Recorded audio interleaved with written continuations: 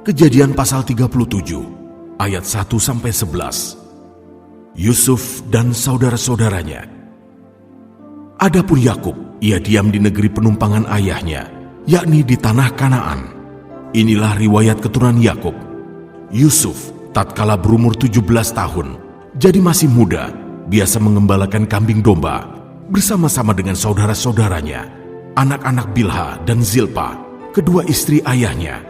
Dan Yusuf menyampaikan kepada ayahnya kabar tentang kejahatan saudara-saudaranya. Israel lebih mengasihi Yusuf dari semua anaknya yang lain, sebab Yusuf itulah anaknya yang lahir pada masa tuanya, dan ia menyuruh membuat jubah yang maha indah bagi dia. Setelah dilihat oleh saudara-saudaranya bahwa ayahnya lebih mengasihi Yusuf dari semua saudaranya, maka bencilah mereka itu kepadanya dan tidak mau menyapanya dengan ramah. Pada suatu kali bermimpilah Yusuf, lalu mimpinya itu diceritakannya kepada saudara-saudaranya. Sebab itulah mereka lebih benci lagi kepadanya, karena katanya kepada mereka, "Coba dengarkan mimpi yang kumimpikan ini. Tampak kita sedang di ladang mengikat berkas-berkas gandum. Lalu bangkitlah berkasku dan tegak berdiri. Kemudian datanglah berkas-berkas kamu sekalian, mengelilingi dan sujud menyembah kepada berkasku itu." Lalu saudara-saudaranya berkata kepadanya, "Apakah engkau ingin menjadi raja atas kami? Apakah engkau ingin berkuasa atas kami?" Jadi makin bencilah mereka kepadanya karena mimpinya dan karena perkataannya itu. Lalu ia memimpikan pula mimpi yang lain yang diceritakannya kepada saudara-saudaranya. Katanya, "Aku bermimpi pula, tampak matahari, bulan dan 11 bintang sujud menyembah kepadaku." Setelah hal ini diceritakannya kepada ayah dan saudara-saudaranya, maka ia ditegur oleh ayahnya. "Mimpi apa mimpimu itu? Masakan aku dan ibumu serta saudara-saudaramu sujud menyembah kepadamu sampai ke tanah?" Maka iri hatilah saudara-saudaranya kepadanya, tetapi ayahnya menyimpan hal itu dalam hatinya. Ayat 12-36. Yusuf dijual ke tanah Mesir. Pada suatu kali pergilah saudara-saudaranya mengembalakan kambing domba ayahnya dekat Sikem. Lalu Israel berkata kepada Yusuf, "Bukankah saudara-saudaramu mengembalakan kambing domba dekat Sikem? Marilah engkau kusuruh kepada mereka." Sahut Yusuf, "Ya Bapak."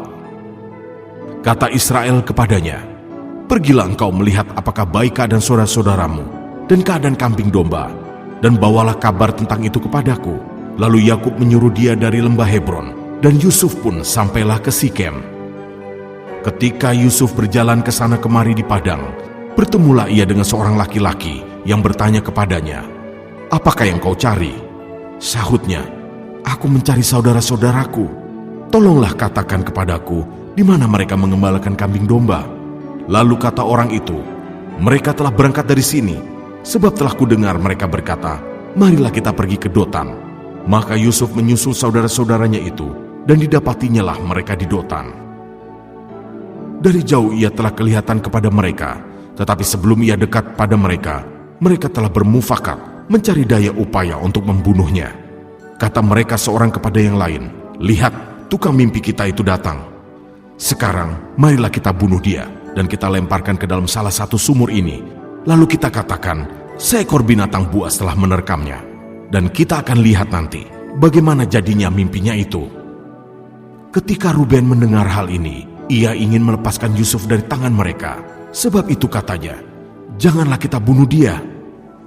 Lagi kata Ruben kepada mereka, "Janganlah tumpahkan darah. Lemparkanlah dia ke dalam sumur yang ada di padang gurun ini. Tetapi janganlah apa-apakan dia." Maksudnya hendak melepaskan Yusuf dari tangan mereka dan membawanya kembali kepada ayahnya. Baru saja Yusuf sampai kepada saudara-saudaranya, mereka pun menanggalkan jubah Yusuf, jubah maha indah yang dipakainya itu. Dan mereka membawa dia dan melemparkan dia ke dalam sumur. Sumur itu kosong, tidak berair. Kemudian duduklah mereka untuk makan. Ketika mereka mengangkat muka, kelihatanlah kepada mereka suatu kafilah orang Ismail datang dari Gilead, dengan untanya yang membawa damar, balsam, dan damar ladan. Dalam perjalanannya mengangkut barang-barang itu ke Mesir. Lalu kata Yehuda kepada saudara-saudaranya itu, "Apakah untungnya kalau kita membunuh adik kita itu dan menyembunyikan darahnya? Marilah kita jual dia kepada orang Ismail ini. Tetapi janganlah kita apa-apakan dia, karena ia saudara kita. darah daging kita." Dan saudara-saudaranya mendengarkan perkataannya itu. Ketika ada saudagar-saudagar Midian lewat, Yusuf diangkat ke atas dari dalam sumur itu, kemudian dijual kepada orang Ismail itu dengan harga 20 shikal perak.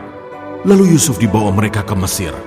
Ketika Ruben kembali ke sumur itu, ternyata Yusuf tidak ada lagi di dalamnya. Lalu dikoyakannya lah bajunya, dan kembalilah ia kepada saudara-saudaranya. Katanya, "Anak itu tidak ada lagi. Kemanakah aku ini?" Kemudian mereka mengambil jubah Yusuf dan menyembelih seekor kambing, lalu mencelupkan jubah itu ke dalam darahnya. Jubah maha indah itu mereka suruh antarkan kepada ayah mereka dengan pesan, "Ini kami dapati. Silakanlah Bapak periksa apakah jubah ini milik anak Bapak atau tidak." Ketika Yakub memeriksa jubah itu, ia berkata, "Ini jubah anakku. Binatang buas telah memakannya." Tentulah Yusuf telah diterkam. Dan Yakub mengoyakkan jubahnya, lalu mengenakan kain kabung pada pinggangnya. Dan berkabunglah ia berhari-hari lamanya karena anaknya itu. Sekalian anaknya laki-laki dan perempuan berusaha menghiburkan dia, tetapi ia menolak dihiburkan, serta katanya, "Tidak, aku akan berkabung sampai aku turun mendapatkan anakku ke dalam dunia orang mati." Demikianlah Yusuf ditangisi oleh ayahnya. Adapun Yusuf, ia dijual oleh orang Midian itu ke Mesir, kepada Potifar, seorang pegawai istana Firaun, kepala pengawal raja.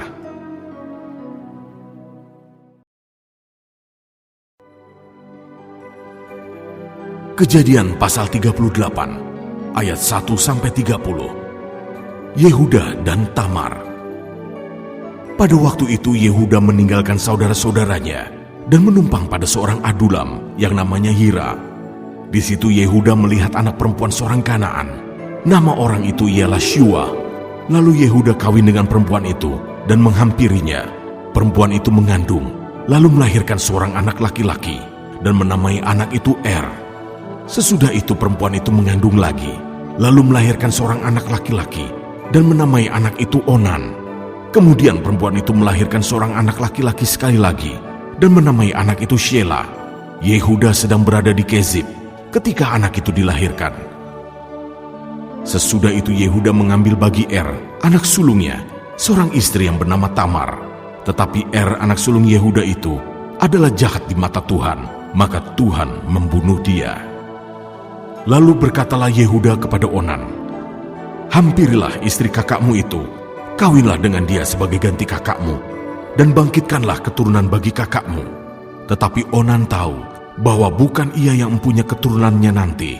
Sebab itu setiap kali ia menghampiri istri kakaknya itu, ia membiarkan maninya terbuang, supaya ia jangan memberi keturunan kepada kakaknya.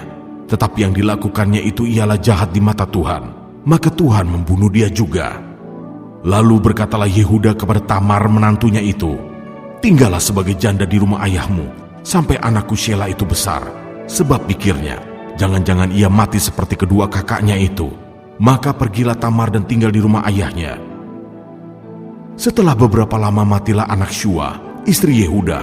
Habis berkabung pergilah Yehuda ke Timnah, kepada orang-orang yang menggunting bulu domba-dombanya, bersama dengan Hira, sahabatnya, orang Adulam itu.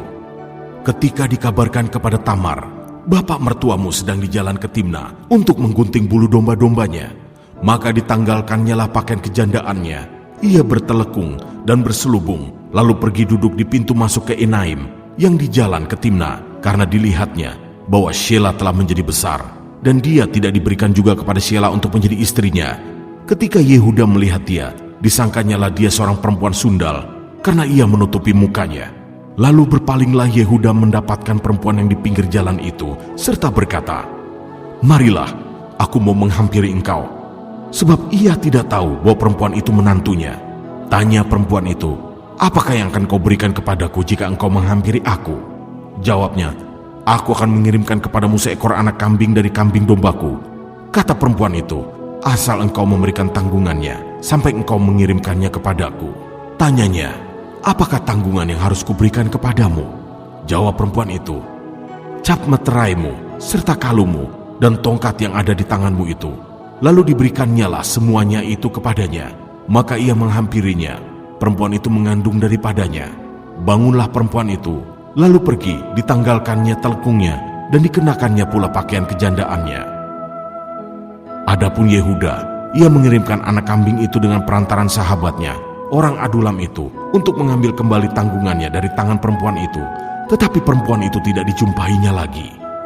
Ia bertanya-tanya di tempat tinggal perempuan itu, di manakah perempuan jalang yang duduk tadinya di pinggir jalan di Enaim itu? Jawab mereka, tidak ada di sini perempuan jalang. Kembalilah ia kepada Yehuda dan berkata, tidak ada kujumpai dia. Dan juga orang-orang di tempat itu berkata, tidak ada perempuan jalang di sini.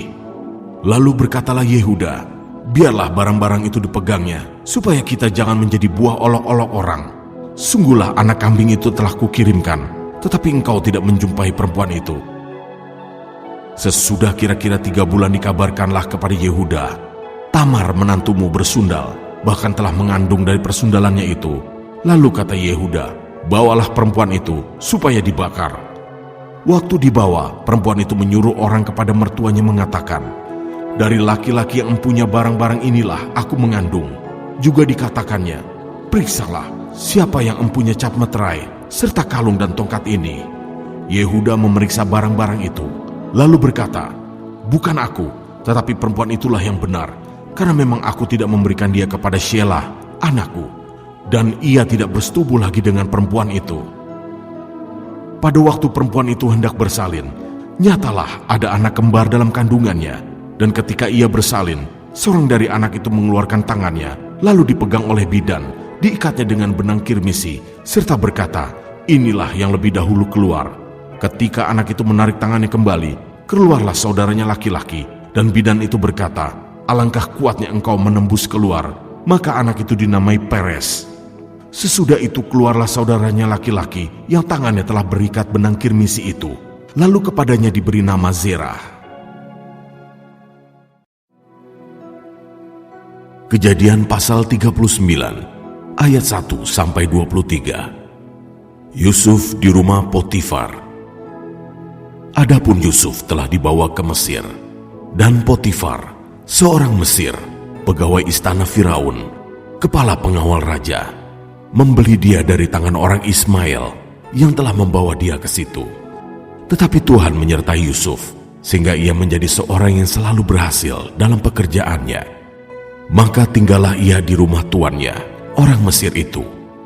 Setelah dilihat oleh tuannya bahwa Yusuf disertai Tuhan dan bahwa Tuhan membuat berhasil segala sesuatu yang dikerjakannya, maka Yusuf mendapat kasih tuannya dan ia boleh melayani dia. Kepada Yusuf diberikannya kuasa atas rumahnya dan segala miliknya diserahkannya pada kekuasaan Yusuf. Sejak ia memberikan kuasa dalam rumahnya dan atas segala miliknya kepada Yusuf, Tuhan memberkati rumah orang Mesir itu karena Yusuf, sehingga berkat Tuhan ada atas segala miliknya, baik yang di rumah maupun yang di ladang. Segala miliknya diserahkannya pada kekuasaan Yusuf, dan dengan bantuan Yusuf ia tidak usah lagi mengatur apa-apapun selain dari makanannya sendiri. Adapun Yusuf itu manis sikapnya dan elok parasnya.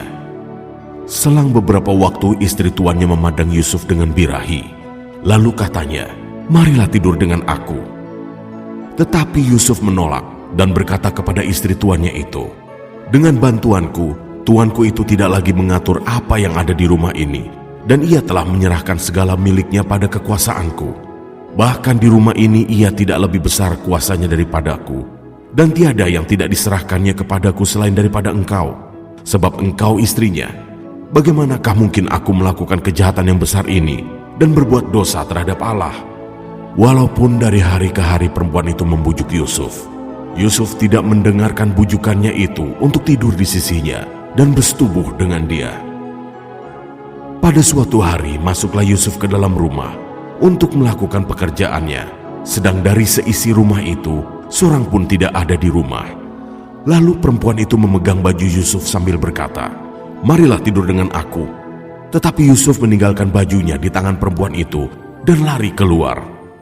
Ketika dilihat perempuan itu bahwa Yusuf meninggalkan bajunya dalam tangannya dan telah lari keluar, dipanggilnyalah seisi rumah itu. Lalu katanya kepada mereka, lihat, dibawanya kemari seorang Ibrani, supaya orang ini dapat mempermainkan kita. Orang ini mendekati aku untuk tidur dengan aku, tetapi aku berteriak-teriak dengan suara keras. Dan ketika didengarnya bahwa aku berteriak sekeras-kerasnya, ditinggalkannya lah bajunya padaku, lalu ia lari keluar.